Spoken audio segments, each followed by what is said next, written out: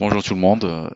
Le but de ce tutoriel, tout simplement, c'est parce que j'ai reçu une demande pour expliquer comment installer le plugin Google Sitekit, ok, avec WordPress. Donc ça, c'est une pétition spéciale pour Monsieur Roger. Donc là, on va essayer d'expliquer comment ça se passe au niveau de Google Sitekit. Donc nous, on a un site web, ok, un site web d'un client qui est totalement d'accord pour présenter son produit, ok. Donc qu'est-ce qu'on va faire? Premièrement, on va aller sur notre site WordPress, ok. Pour accéder à un site WordPress, tout simplement, on doit ajouter le wp-admin à notre site. Une fois qu'on s'est logué, ben, tout simplement, ce qu'on devrait faire, c'est aller sur la zone du plugin, ajouter un nouveau plugin, ok. Une fois qu'on l'a ajouté, dans mon cas, le site il est en espagnol, donc on pourra par exemple le changer directement en français si on veut, ok. Donc c'était où? Donc au niveau des outils général, on va changer espagnol, non, on veut dire français et hop, on garde l'info. Voilà, donc on a la partie extension au plugin, on dit ajouter un nouveau plugin et après on va chercher le Google Sitekit. Sitekit.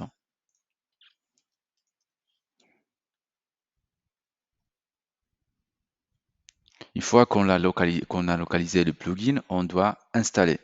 Qu'on installe,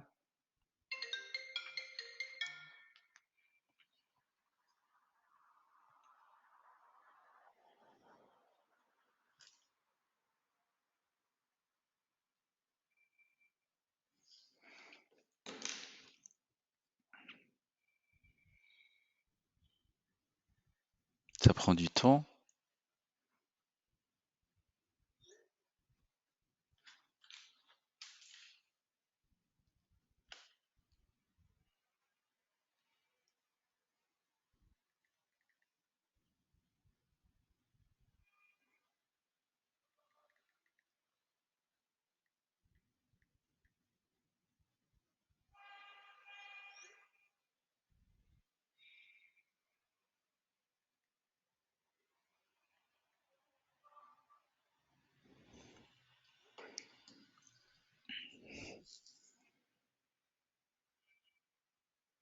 On doit premièrement vérifier si on est bien logué sur notre compte Gmail, ok?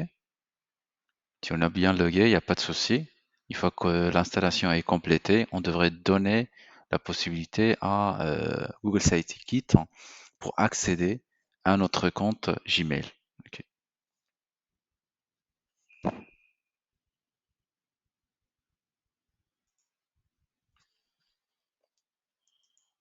Il y a un petit souci au niveau de la mise à jour. Vérifier.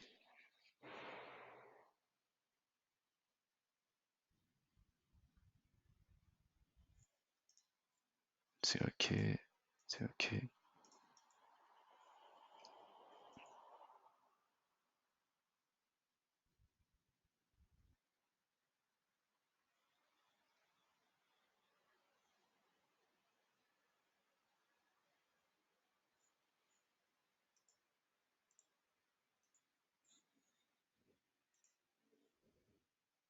On va vérifier si les extensions sont bien installées. Google Sitekit. Non. Ben oui, elle est activée, donc on doit tout simplement l'activer. Il faut savoir que par défaut, les plugins ne sont pas activés. Donc on devrait toujours l'activer. Une fois qu'on est arrivé, à installer le SiteKit, hein, tout simplement, on doit accéder à notre tableau de bord. Ok. Donc il faut cliquer accéder au tableau de bord. Une fois qu'on a cliqué, normalement, on n'aura pas ces données-là. Ok, parce que là, on avait déjà installé le Google Sitekit sur notre site. Donc, qu'est-ce qu'on doit faire? on doit tout simplement cliquer sur les produits qu'on trouve. Par exemple, je vais aller à la partie paramètres. On doit donner accès à notre site. Donc, par exemple, le Google Sitekit, on pourra modifier et les déconnecter si on veut. Ou, par exemple, dans ce cas, tout simplement, on devrait choisir et confirmer le travail. Pour les autres services, on devrait cliquer, par exemple, sur Google Analytics. Premièrement, une fois qu'on a cliqué sur Google Analytics, on va continuer, on va donner accès. Tout simplement, on devrait choisir notre Gmail. Et le Gmail doit être connecté à notre site. Après, on clique continuer.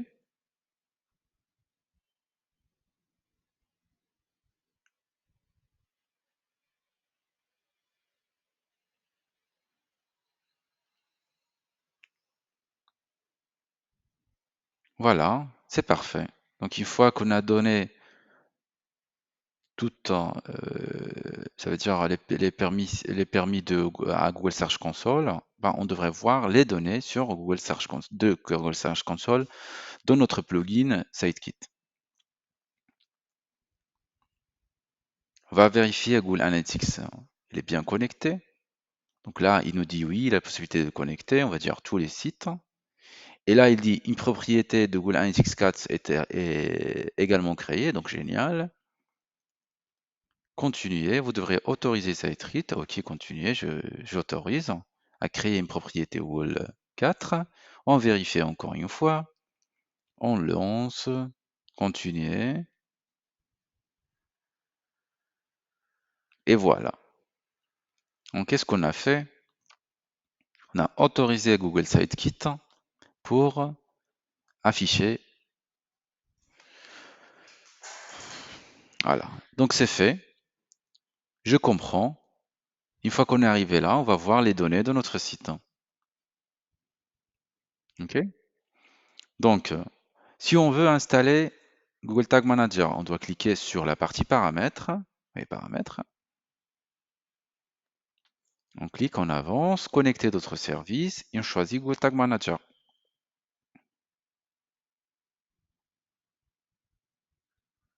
On devrait premièrement créer notre compte Google Tag Manager. S'il n'est pas créé, on devrait le créer, ok? On va voir si on avait déjà créé Google Tag Manager, sinon, ce qu'on devrait faire, voilà. Donc, dans ce cas, on n'a pas de compte Google Tag Manager pour ce compte-là et on devrait configurer un autre compte. Donc, on clique tout simplement créer un nouveau compte et tout simplement, le compte va être créé.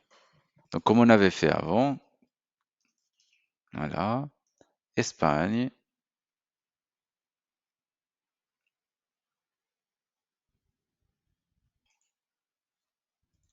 go,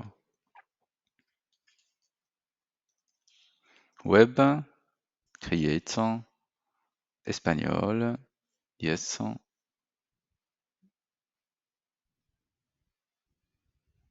et là, parfait. Donc, on va rien faire. On doit juste annuler pour l'instant. On va dire oui. On va continuer avec la configuration de Google Tag Manager.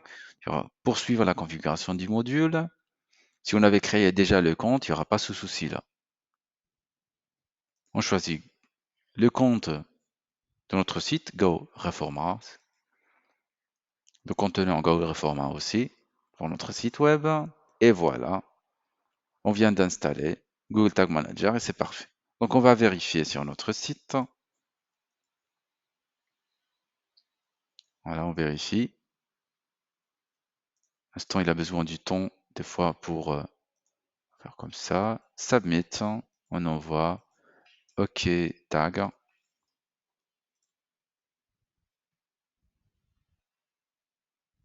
Et on attend.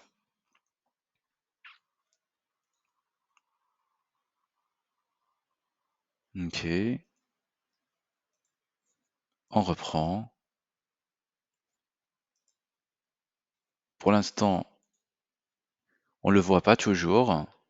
OK, Mais a priori, on avait installé le Google Analytics avec notre site. Des fois, ça prend du temps, ok? Ça prend du temps, mais ça, c'est la méthodologie pour créer notre compte Analytics, ok? Et là, c'est un petit erreur que je devrais solutionner après, c'est qu'il ne reçoit pas de données. Invalid or missing property, ok. Mais après 24 heures, si on va consulter ça, normalement, on va voir le Google Tag Manager bien affiché sur notre site. OK? Donc ça, c'était comment installer Google Sitekit, comment l'activer, etc., etc. Donc Roger, c'est pour vous. J'espère que c'était clair. C'est samedi, je devrais partir pour faire le déj. Et on se voit après. OK? Merci. Ciao.